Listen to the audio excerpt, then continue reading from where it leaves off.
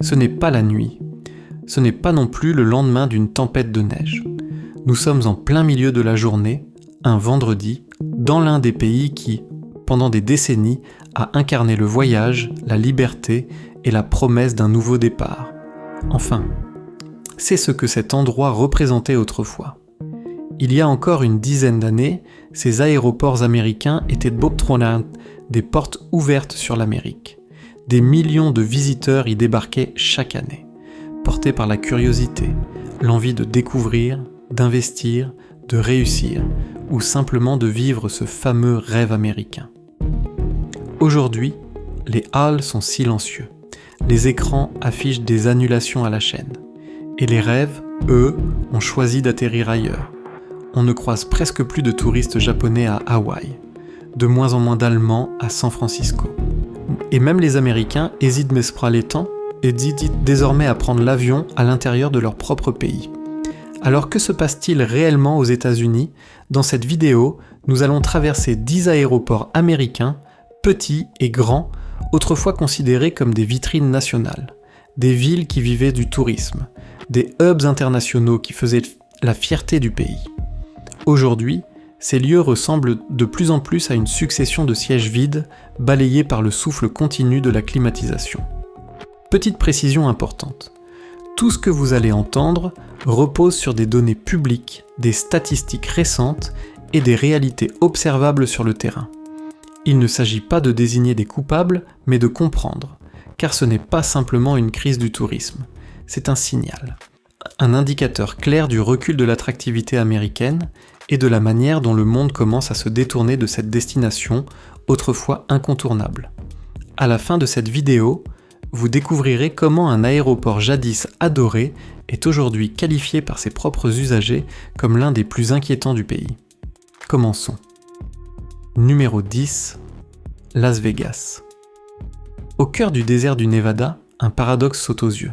Las Vegas, ses néons, ses hôtels géants, ses spectacles, ses nuits sans fin. Une ville bâtie sur l'excès, la démesure et l'illusion permanente. Et pourtant, son aéroport donne aujourd'hui l'impression d'un décor figé, presque déserté, comme si la magie s'était lentement dissipée.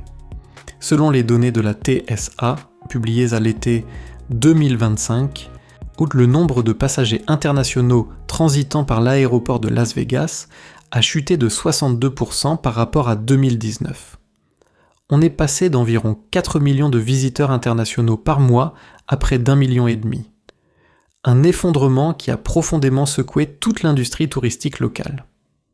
Sur le Strip, une réceptionniste d'hôtel résume la situation avec une lucidité brutale. Avant, les clients chinois, coréens et australiens se succédaient au comptoir. Certains jours, le hall était saturé de monde. Aujourd'hui, le seul bruit permanent reste celui de la climatisation.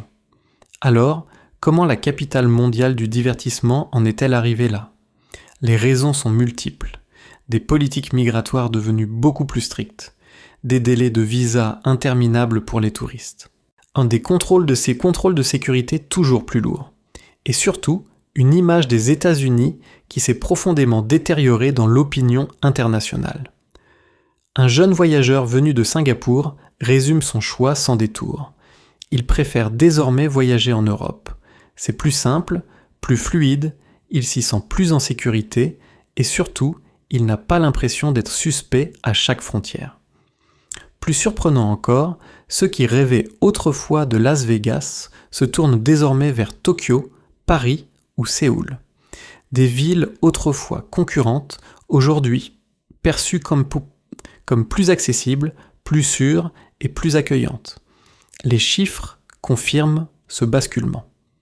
En 2 ans, les voyages en provenance d'Asie vers les États-Unis ont reculé de 46%. Les réservations de chambres haut de gamme à Las Vegas par des clients internationaux ont chuté de plus de 50%. Et depuis le premier trimestre 2025, 3 grandes compagnies aériennes asiatiques ont tout simplement supprimé leurs vols directs vers Las Vegas. S'agit-il d'une simple pause conjoncturelle ou d'un changement beaucoup plus profond ? Voyager aux États-Unis n'est plus un rêve ultime. C'est devenu une option parmi d'autres. plus cher, plus compliqué, et souvent moins agréable. Si Las Vegas, symbole mondial du divertissement, commence à se taire, faut-il y voir l'essoufflement d'un mythe ? Numéro 9, Chicago. La situation est difficile à imaginer, et pourtant elle est bien réelle. À l'aéroport de Chicago, longtemps considéré comme l'un des piliers du réseau aérien international américain, 4 portes internationales ont été fermées, faute de trafic suffisant. Depuis avril 2025, plusieurs liaisons majeures, notamment avec Francfort, Séoul et Toronto, ont été quasiment supprimées sans calendrier clair de rétablissement. Résultat, le nombre de visiteurs internationaux a plongé de plus de 55% par rapport à 2019. Les conséquences sont visibles immédiatement. Restaurants fermés, boutiques duty-free définitivement closes, couloirs autrefois animés devenus étrangement silencieux sous des éclairages blafards. Plus révélateur encore, plusieurs compagnies allemandes, sud-coréennes et canadiennes ont retiré Chicago de leurs priorités opérationnelles. Elles préfèrent désormais miser sur Boston, Seattle ou même Toronto. Un paradoxe frappant pour la 3e plus grande ville du pays. Pourquoi Chicago ne fait-elle plus rêver ? Au-delà des prix et des tendances, un mot revient sans cesse, la peur. Depuis les troubles de 2020, l'image de la ville est associée à l'international, à des scènes de violence urbaine, de manifestations et d'insécurité en centre-ville. Une coordinatrice de voyage explique qu'elle accueillait encore, chaque semaine, des groupes venus d'Allemagne, de Corée du Sud et du Brésil. Depuis le début de l'année 2025, son planning est quasiment vide. Son équipe a été réduite de moitié. Quand la confiance internationale disparaît, ce sont les travailleurs du tourisme, les petits commerces et l'image même de l'Amérique qui en subissent directement les conséquences. Numéro 8, Orlando. Il y a encore quelques années, Orlando incarnait la promesse du bonheur familial. Des parents arrivaient chargés de valises, des enfants rêvaient d'eau de Mickey, de Harry Potter, d'Universal Studios et de mondes imaginaires de grandeur nature. Aujourd'hui, cette atmosphère a quasiment disparu. Les compagnies aériennes ont réduit leurs vols en provenance de Londres, Francfort et même Toronto. Le hall des arrivées internationales est presque désert. Les guichets d'immigration sont vides. Les taxis attendent sans clients. Autour de l'aéroport, les hôtels ne dépassent plus 35% de taux d'occupation. Dans le même temps, les prix des billets explosent. Et l'obtention d'un visa touristique américain peut désormais prendre plus de 4 mois. A l'inverse, le Japon et la Corée du Sud délivrent des visas électroniques en quelques jours. Une famille venue de Vancouver confie que même leurs enfants ne rêvent plus des États-Unis comme auparavant. Selon une enquête 2025 de la US Travel Association, un seul parent canadien sur 5 prévoit de choisir les États-Unis comme destination dans les 3 prochaines années. En 2019, ils étaient 4 sur 5. Plus marquant encore, pour la première fois depuis plus de 20 ans, Universal Studios a enregistré des pertes durant l'été, y compris pendant des périodes historiquement très rentables. Orlando devient ainsi le symbole d'un paradoxe troublant. Les États-Unis disposent toujours de destinations parmi les plus attractives du monde, mais elles ne sont plus réellement accessibles. Numéro 7, Détroit. Présenté autrefois comme un modèle de renaissance après l'effondrement industriel, Détroit offre aujourd'hui une image bien plus sombre. À l'aéroport métropolitain, le silence est frappant. Les rangées de sièges restent vides. Les écrans semblent figés. Le trafic international y a chuté de près de 59% par rapport à la période pré-pandémie. Les voyageurs européens ont quasiment disparu. Les déplacements liés aux salons professionnels, aux conférences catharouan et aux échanges commerciaux se font rares. Un chauffeur Uber raconte qu'en 2019, il passait ses journées à l'aéroport. Aujourd'hui, il vient surtout pour déposer des personnes qui quittent le pays. Détroit n'est plus seulement une ville en difficulté industrielle.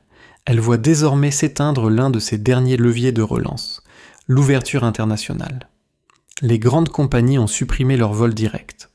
Les rares liaisons restantes nécessitent désormais des correspondances interminables. Quand un aéroport se vide, toute une chaîne économique s'arrête avec lui. Numéro 6. New Orleans. À l'aéroport international. Louis Armstrong, la musique résonne encore, mais il n'y a plus vraiment de public. Les concerts live dans les terminaux ont été annulés, non pas faute d'artistes, mais faute de voyageurs. Le trafic international a chuté de plus de 62% sur un an. Les vols en provenance de Paris, Rome et Mexico transportent désormais quelques passagers isolés. Hausse des taxes touristiques, assurance santé exigée, succession d'ouragans. Tout concourt à donner une image fragile et coûteuse du tourisme dans le sud des États-Unis. Quand partir au Portugal, au Canada ou en Thaïlande coûte moins cher, la question devient inévitable. Au numéro 5, Denver. Au cœur du pays, Denver occupait autrefois un rôle stratégique. Sur la seule première moitié de 2025, plus de 400 vols domestiques ont été supprimés. Une mère vivant à Aurora raconte qu'un simple aller-retour pour voir la grand-mère de son fils en Floride lui coûtait près de 900 $. Parallèlement, selon Booking.com, les voyages à l'étranger des Américains ont augmenté de 37%, tandis que le tourisme intérieur a reculé de 18%. Voyager à l'intérieur du pays est devenu plus cher que partir en Europe. Numéro 4. Honolulu. Avant la pandémie, les visiteurs japonais représentaient plus de 60% du tourisme international à Hawaï. En 2025, ce chiffre s'est effondré. La fréquentation japonaise a chuté de 81% par rapport à 2019. À l'aéroport d'Honolulu, plus de 40 boutiques, cafés et restaurants ont fermé. Sur les réseaux sociaux japonais, sud-coréens et chinois, un phénomène progresse. Le boycott discret du tourisme américain. Les raisons évoquées sont récurrentes, sentiment d'insécurité, accueil jugé froid, image politique dégradée. Numéro 3, San Francisco Six. Compagnies aériennes internationales ont quitté l'aéroport de San Francisco au premier trimestre 2025. Plus de 800 000 passagers internationaux en moins en un an, entre camps de sans-abri, vols répétés et fermetures de commerces de luxe, l'image de la ville s'est profondément détériorée. Même pour un centre technologique mondial, l'isolement aérien devient une réalité. Numéro 2, Philadelphia. En 2025, l'aéroport international de Philadelphie figure désormais parmi les 5 pires aéroports américains en matière d'expérience passager. Les avis négatifs explosent. Tous les retards s'accumulent. Les équipements sont défaillants. American Airlines a supprimé plusieurs liaisons vers l'Europe et les Caraïbes. Le trafic international a chuté de près de 40% sur le premier semestre 2025. Numéro 1, Portland. Il fut un temps où l'aéroport de Portland était cité comme le meilleur du pays. En 2 ans, il a perdu jusqu'à 75% de ses passagers internationaux. Les vols européens et asiatiques ont presque entièrement disparu. Un couple australien a récemment annulé son voyage vers Portland pour se reporter sur Vancouver, au Canada, par crainte des manifestations et de l'instabilité perçue. De San Francisco à Philadelphie, de Denver à Portland, les aéroports qui symbolisaient la prospérité et l'ouverture américaine se vident dans un silence inquiétant. Ce n'est plus seulement une crise du tourisme. Et c'est un signal. Quand les voyageurs choisissent le Canada, l'Europe ou l'Asie plutôt que les grandes villes américaines, ce n'est plus un choix individuel. C'est un message collectif sur l'image, la sécurité, le coût et l'attractivité d'un pays qui dominait autrefois la scène mondiale. La question n'est plus seulement de savoir où partir, mais comment le monde regarde désormais les États-Unis. Selon vous, quelle est la véritable raison derrière ces aéroports qui se vident? Et à ma place, où choisiriez-vous d'aller aujourd'hui? New York ou Toronto, Los Angeles ou Vancouver? Cette analyse est fondée sur des données publiques disponibles au moment de sa production et n'a aucune intention d'offenser qui que ce soit. Merci d'avoir suivi ce voyage au cœur d'une Amérique en pleine transformation.